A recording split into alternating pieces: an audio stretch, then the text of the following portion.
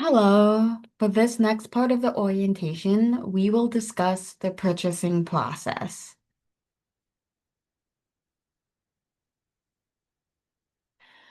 With the purchasing process, there's different policies that go along with it.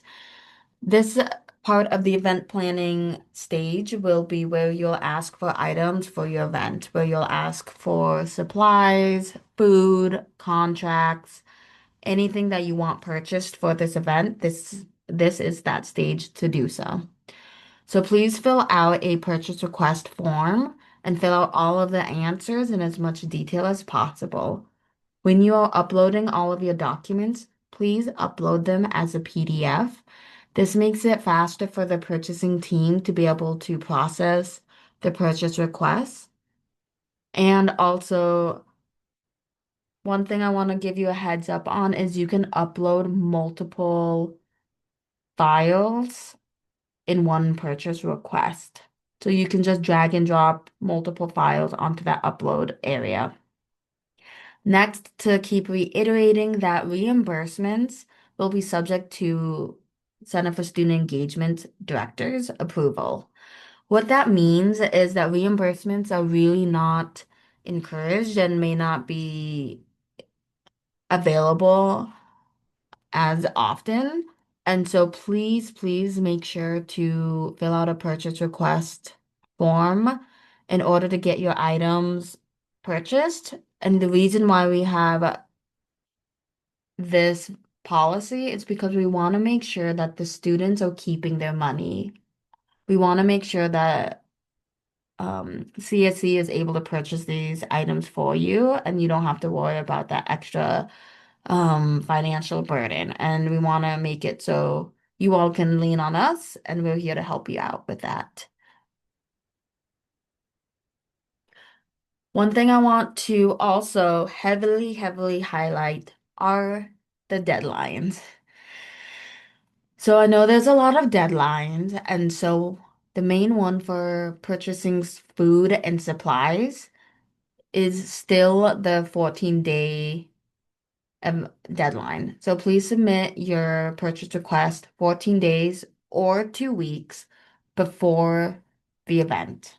You can submit your purchase request months before your event, and that is great because what that does is that gives you extra time for the purchasing team to be able to review and look at it, and for you all to either make edits or like problem solve as things arise.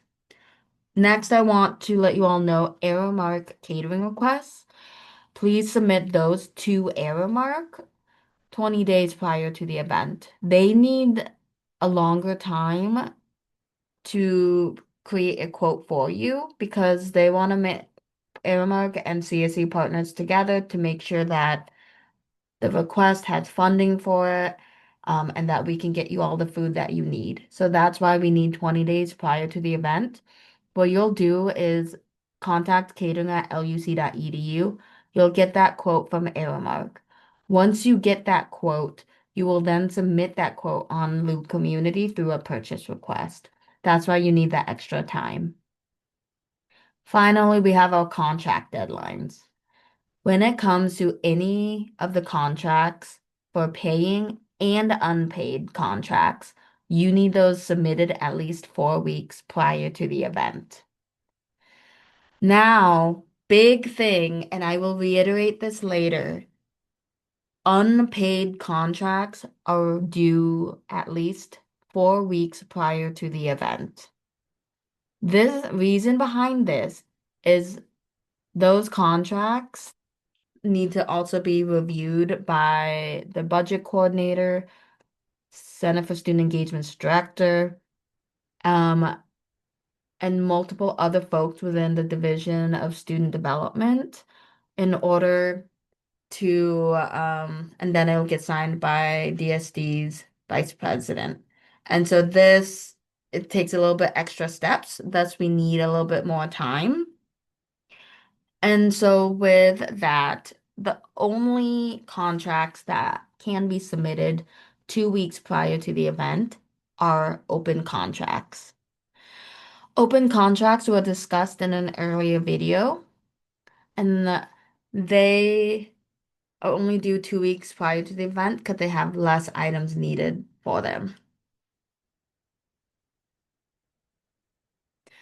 Now you might be asking yourself, what do I include like on a purchase request? So, when it comes to contracts, once again, you will need your contract packet, an invoice, and a certificate of insurance. You will get this certificate of insurance from the vendor. They work with their insurance company to get you this form. Then for supplies, it is very, very important to provide the Amazon wish list link. If we don't have that link, it might delay being able to purchase those items. So please include that link so we can just grab and purchase. Next, the purchasing team needs a PDF file of the cart and all of the item quantities alongside the total. This is very important because it makes it so we can review all of the attachments quicker. If they're uploaded as separate screenshots, it takes extra time, and we process over 1,000 purchase requests a semester. So we want to really make sure that we make it as efficient as possible. And so the PDF is very helpful in that regard.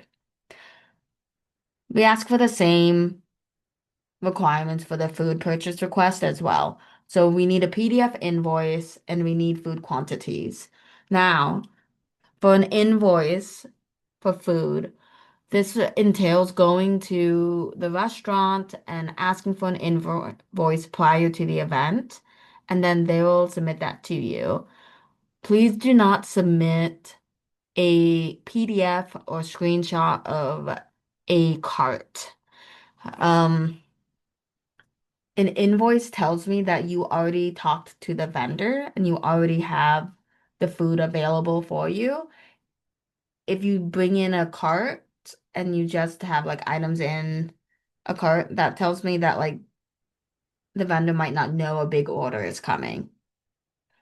Now, there are two exceptions to this. JB Alberto's and Raising Cane's.